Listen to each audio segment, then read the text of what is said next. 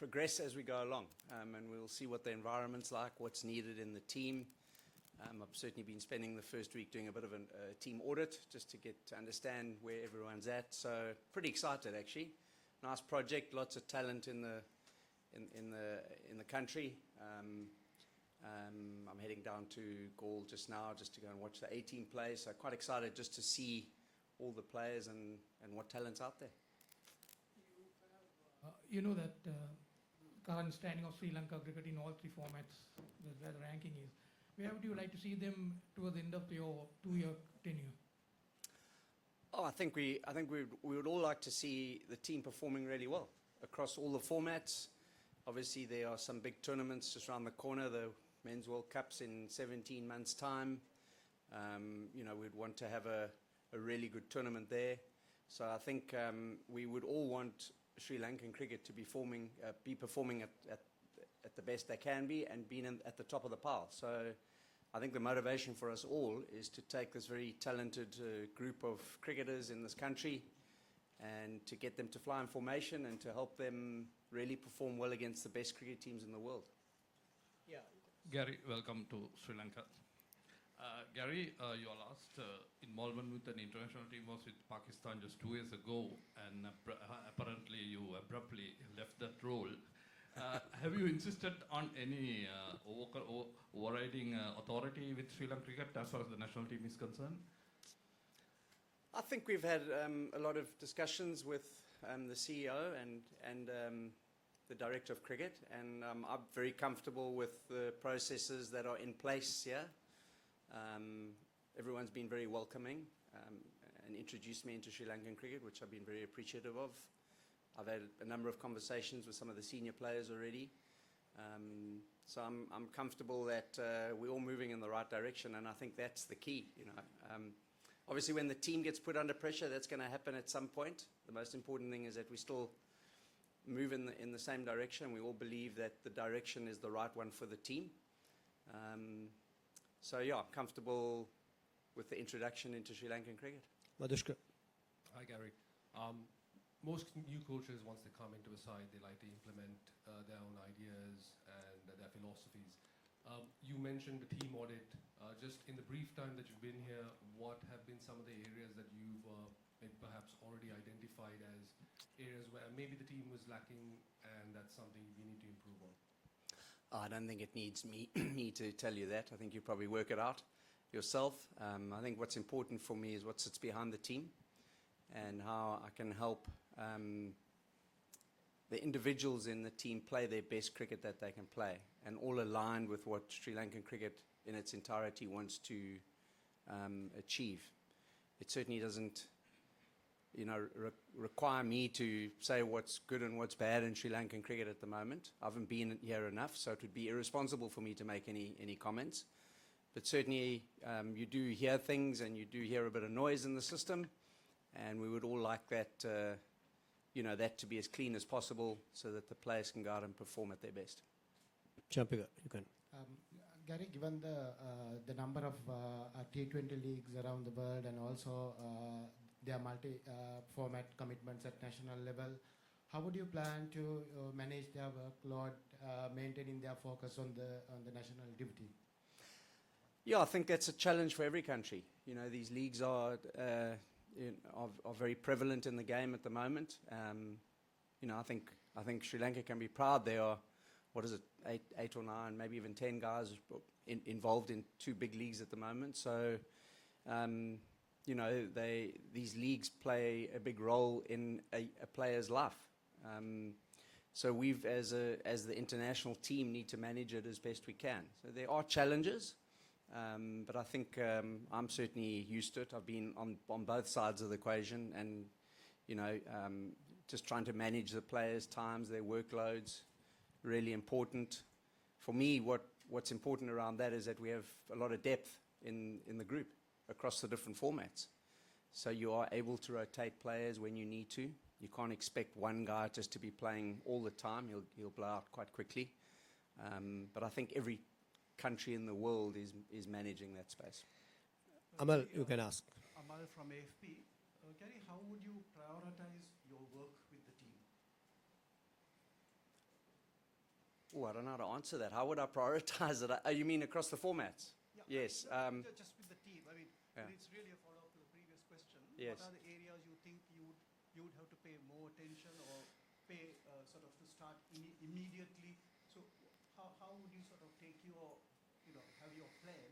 What would be the most sort of immediate thing you would do, and what are the areas that you would kind of I think- consider priority for you? I think what's important for me in any team that I would work with is trying to find the best balanced team across the different formats and what the depth in each of those positions are. So I think my priority at the moment, and I've already started doing some work on that, is just understanding what roles we're looking for in each of the different formats, and then what are the players that can fulfill those roles.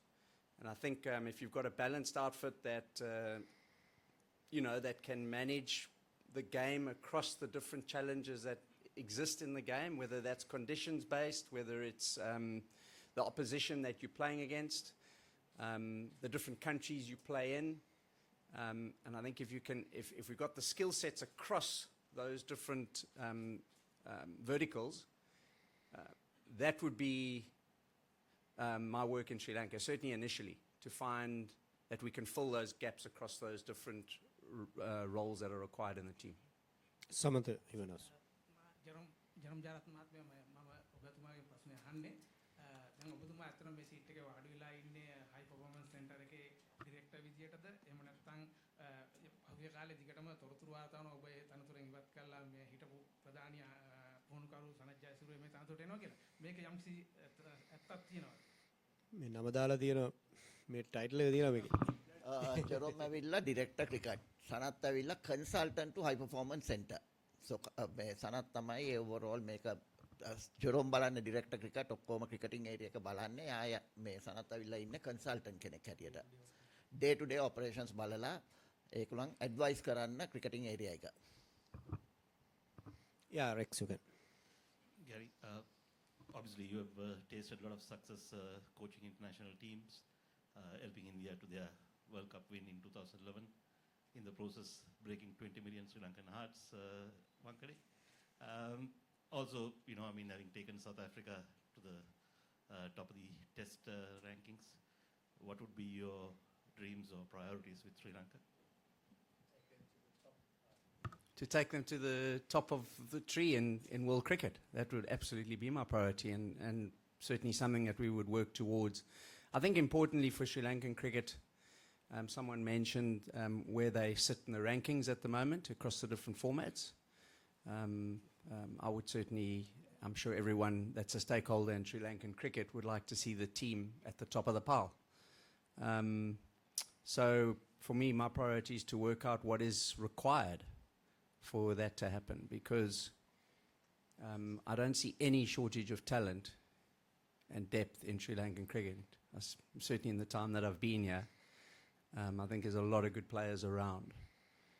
So it kind of doesn't match up that the rankings are where they are, but we'll head in the right direction. With good players, you can do a lot. So I'm excited by that journey. Tabit, you can ask. Gary, especially when a foreign coach comes and coaches the Sri Lankan team, there's obviously the communication barrier is always there. How do you plan on making that barrier, break the barrier, especially in two-way communication is very important, isn't it?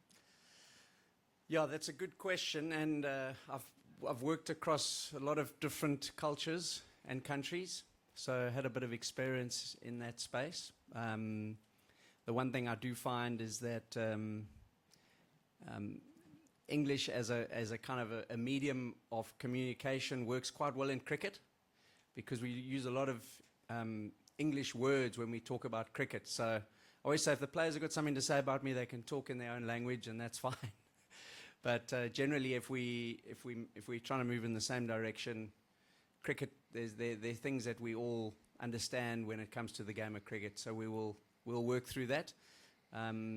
If there are communication issues, we can translate. We can get messaging across. Communication is not only necessarily just talking to people. It's also just how you spend time with them, how you care about their games, and how you want to help them progress and get better. So, I'm mindful to come into the Sri Lankan space and try and take control and dominate the space. I'm here to help Sri Lankan cricket. My job is to come here and make this team a really good cricket team. So I'm just part of the process, and I need to understand the culture really well, understand what makes the players tick, understand the environment. So I've got a lot of learning to do as I go through this journey. I'm here for 5 weeks before we play our first match. So that's quite exciting to get to know how the environment operates here. Chatilukan. Ashley, what is the reason for this recent unveiling of this new ethics code for the players before you all guys present the contracts for the national team? And has there been any truth to yesterday's media reports circulating online as well and print media that the government has asked the EXCO to step down and that President Shammi Silva has been singled out particularly? Yeah, you asked two questions. The first one is the ethics code that has been implemented long time ago and not it was not introduced only recently since the players have to sign the contracts. So every time when the player signs the contracts, they are compelled to sign the ethics code, which they have done it in the past. Coming back to the second one, we have also seen some reports in the media, but we have not been notified of anything, and we are not aware of anything of that nature. Mahendra, you can go ahead. Yeah, question to Gary. One point of criticism against the current crop of Sri Lankan. Yeah, current crop of Sri Lankan players is that they are not adapted to playing modern day cricket, as in inverted commas. So how do you react to that? You think they are lagging behind playing modern day game? I think we would want to get everyone up to speed with the modern day game, absolutely. But I do think that, again, I think there's enough skills and talent in the country, to compete against the best teams in the world. I just think back to a T20 game against Australia just a few months ago. It was a great game of cricket by Sri Lanka, so the potential is absolutely there. Just want to get the consistency up, and if there are areas in the balance of the team that are not quite working out, it's our role and responsibility to understand that and to make sure those skills that are required, we are preparing and developing players to fulfill those skills. Rex Jonas. Gary, you said you got 5 weeks before your first game and you'd like to get to know the players in that time. But having said that, the cream of your players are either in Pakistan or India. Some of them are involved in the first-class tournament, and the young ones are playing the A series against New Zealand. In that context, how tough is it to get to know the players? Yeah, not easy, and not the first time I've experienced this, where players are just so busy and they're on the road a lot. We'll probably have the full complement of players available just 2 or 3 days before the first ODI. So it's not an easy thing, but we do what we can, and you try and adapt because that's what international cricket requires, and make it work as best you can. Try and create opportunities to meet up with players where the opportunities are. To be honest with you, I'd prefer guys to be in competition and playing matches. I always think that's the best form of preparation that you can have.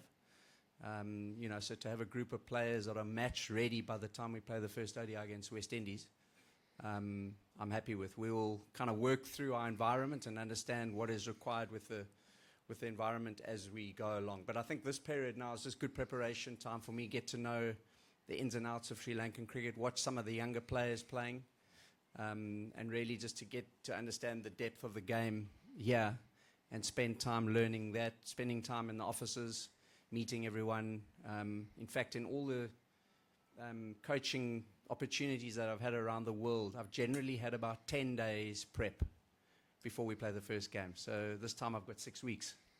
That's pretty cool. Yeah, you can. Also, Gary, given the amount of franchise leagues happening at the moment around the world, most high-profile coaches would prefer to coach a franchise or two and for the rest of the year sit back at home. Being one of the leading coaches in the world, on a personal note, what inspires you to be involved with an international team? So I've had the privilege of working with India and South Africa a few years back, and really enjoyed that. I then made a decision to not get involved in international cricket for a while because my children were quite young. But they've grown up now, 2 of them in university, so it makes it easier to get back into the international space. And I've always preferred coaching international cricket than in the leagues. I think you can, spend a lot more time with the players. And I think there's a greater motivation to play for your country. And I love the idea of helping players really understand what it means to play for your country. The leagues is an interesting space. It's, there's a lot of learning in the leagues. As a coach, I think I've grown a lot. I spent 7 years in IPL. I've grown a lot through that journey. But I've always preferred international cricket. And so really looking forward to being involved with Sri Lanka. Prince, you can ask. ජෙරොම්ගෙන් අහන්නේ මේක මේ දැන් හයි performance centre එකේ දේවල් අපිට වෙන දේවල් දකින්න තියෙන අවස්ථා හරි අඩුයි. ශ්‍රී ලංකා ක්‍රිකට් සෑහෙන මුදලක් වෙන් කරනවා මේ එකේ වැඩවලට. මොකද්ද මේ ජාතික කණ්ඩායමට දෙන දායකත්වය මේ සෙන්ටර් එකේ? ඇත්තට උඹලට ඒ ප්‍රශ්නේ හරියටම උත්තර දෙන්න නම් ඔයා ඇත්තටම වෙලාවක අපිව කන්ටැක්ට් කරලා එහෙට ආවොත් හොඳයි. නමුත් එහෙ මම ආපහු එහෙට ගියේ මාස 16කට විතර උඩදී. ඉතින් මම බාරගත්ත ස්ට්‍රක්චර් එක තිබ්බ ස්ට්‍රක්චර් එකක්. එතකොට අපි කරන්නේ බෑක් එන්ඩ් එකේ නැෂනල් ටීම් එකේ පාත්වේ එකට අපි උදව් කරන එක තමයි කරන්නේ. ඉතින් ඒක තමයි කර ගියේ. එතකොට අපේ සාකච්ඡා තිබ්බා පරිපාලනයත් එක්ක. එතකොට දැන් ඔයගොල්ලෝ දැන්ලා ඇති වෙනස්කම් වගේක් වෙලා තිනවා. ඉතින් ඒකත් එක්ක අපි සමහර perform කරපු අඩු කට්ටියට මම නම් මොකුත් කියන්න කැමති නෑ. එතන පොඩි මේ ළඟදී ඔයගොල්ලෝ දන්නවා ඇති රීබූට් එකක් වුණා. රීස්ට්‍රක්චර් එකක් වුණා ස්ටාෆ් එක අතර. ඉතින් ඒ ස්ටාෆ් එකේ රීස්ට්‍රක්චර් එකත් එක්ක මට හිතුණා මේගොල්ලොත් එක්ක රීස්ට්‍රක්චර් එකක් වෙන්න ඕනේ. දැන් ඒක අපි ආපහු දැන් ගැරිත් එක්කත් මම එයාට පෙන්නලා කතා කරලා එයාගේත් අදහස් අරන් තිනවා ඒවා මොන හද කරන්න වෙනස් කරන්න කිය. මොකද අපි ඔක්කොම ඉන්නේ නැෂනල් ටීම් එකටනේ. දැන් එතන බැලුවොත් අපේ ගෑනු කණ්ඩායම ගත්තොත් අපේ නැෂනල් ටීම් එක අන්ඩර් 19 එක හොඳට කරනවා. අපේ අන්ඩර් 19 පිරිමි කට්ටිය ගත්තත් මේ පාර හොඳ බෝල් කප් එක හොඳ ළමයි වගේක් එළියට එනවා කියලා පේනවා. අපේ අඩුපාඩුව උනේ නැෂනල් ටීම් එකේ. ඉතින් ඒ ටික හදාගන්න එක තමයි දැන් තියෙන මේක. Daminda, you can. Gary, welcome to Sri Lanka. Whenever a new coach comes in, the most common statement is there's a talented pool of players. But what are your view? I mean, having said that,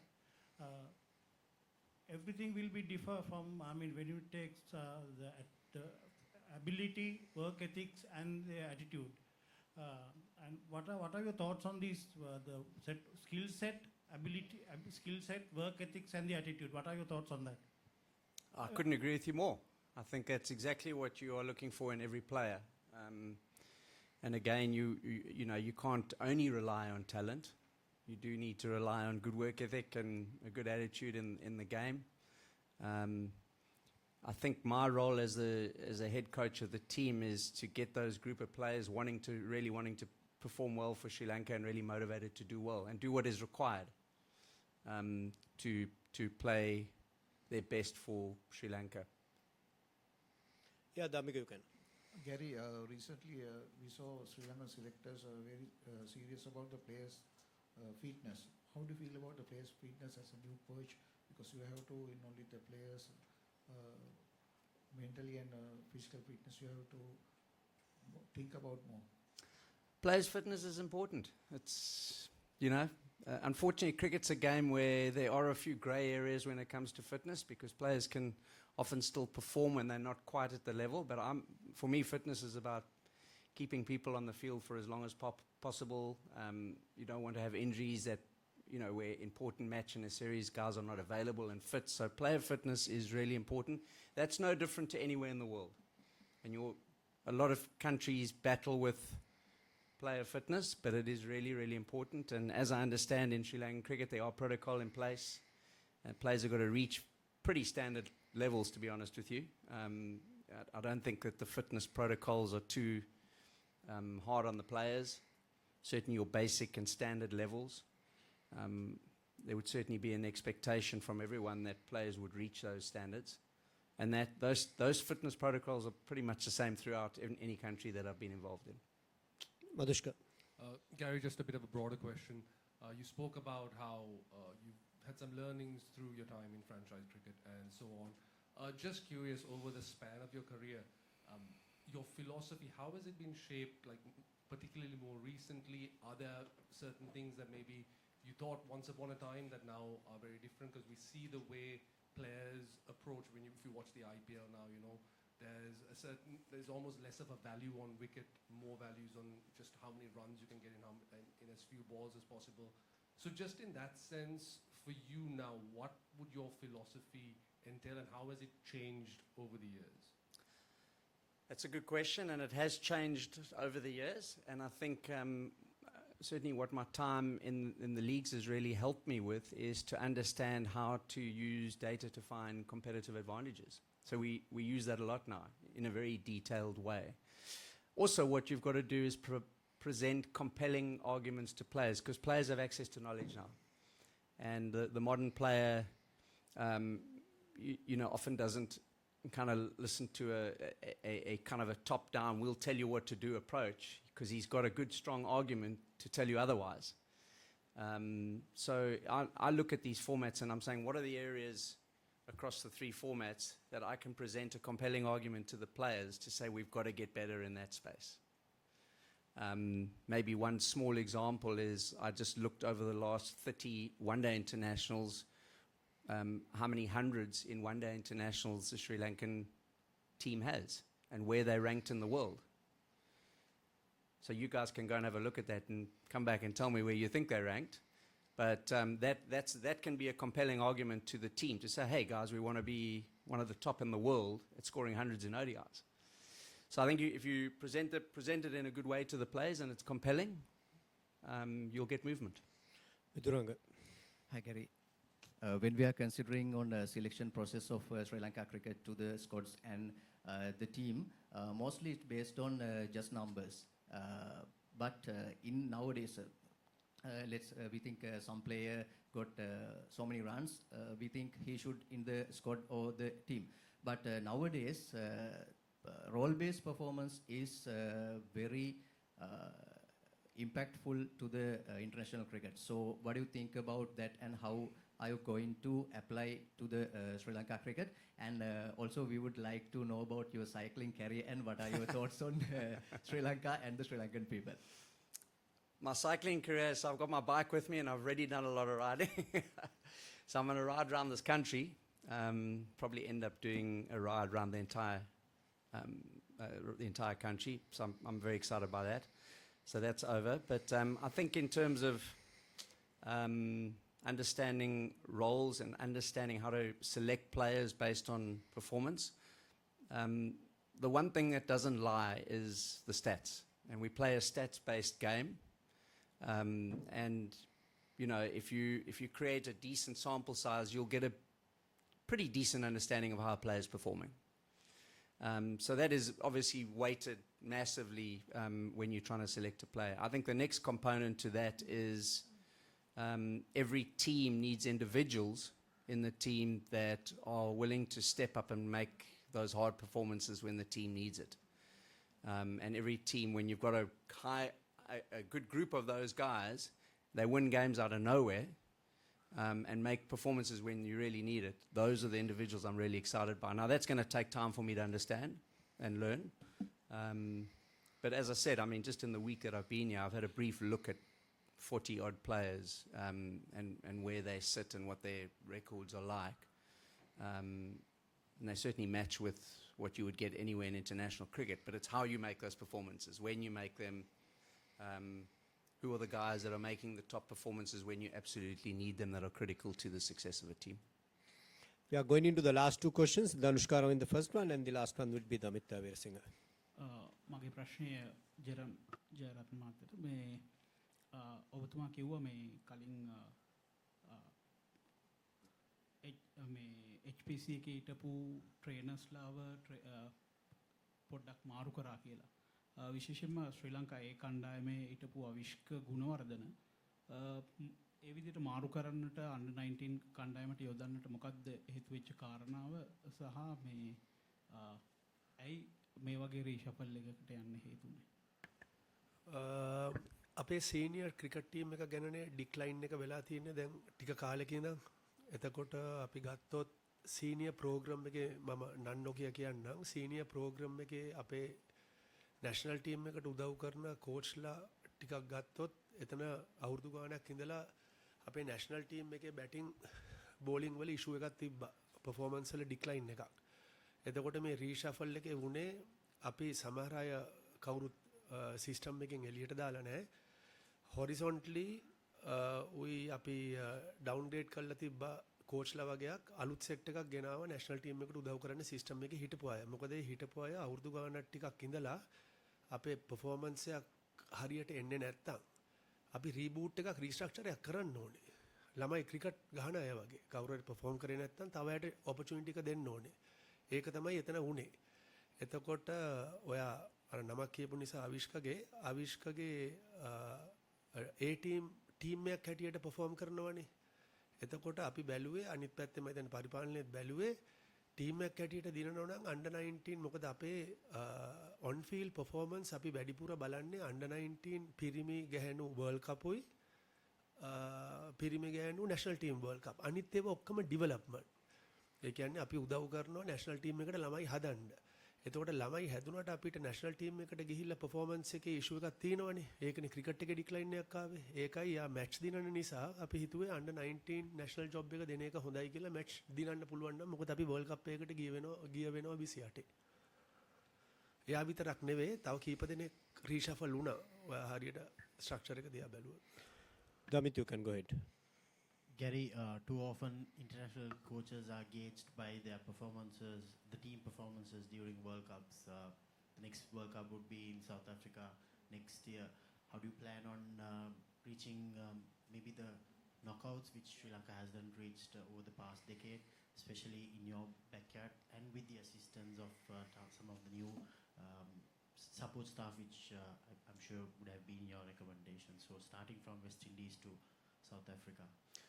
Yeah, I think we've got around, I'm not sure exactly, 20 to 25 ODIs before the World Cup. So the planning starts now for the World Cup. It's a good cricket team already, the ODI team. But I think we want to make sure that we are doing everything we can to get the kind of success we want to in South Africa. Been very different conditions to what a lot of the guys are used to. It's how do we plan for that? And as I said at the beginning, making sure that all our bases are covered in the skill sets of the team. You know, do we have guys that are going to bowl with great airspeed? Do we have guys that can swing the ball? Do we have guys that can bowl with bounce? Do you have top spinners? And do you have 6 batters that can play and bat on those kind of conditions?